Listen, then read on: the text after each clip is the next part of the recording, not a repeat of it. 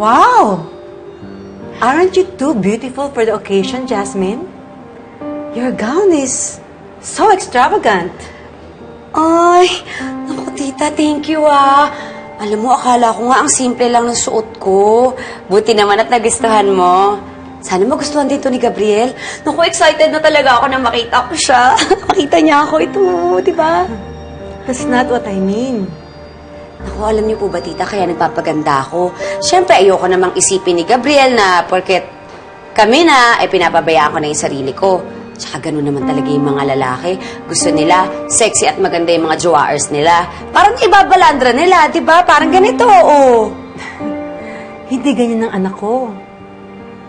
He's more into girls na kaya niyang kausapin, who we can talk to about anything and everything under the sun. Ikaw talaga, tita, nagpapatawa ka. Naku, believe me, no? Nung nagkita nga kami dun sa Leyte, humaling na humaling sa akin si Gabriel. Paano? Ako lang kaya yung pinakamaganda dun sa Leyte. Kaya hindi naman ako nagtataka kung naging kami kasi gwapo naman siya.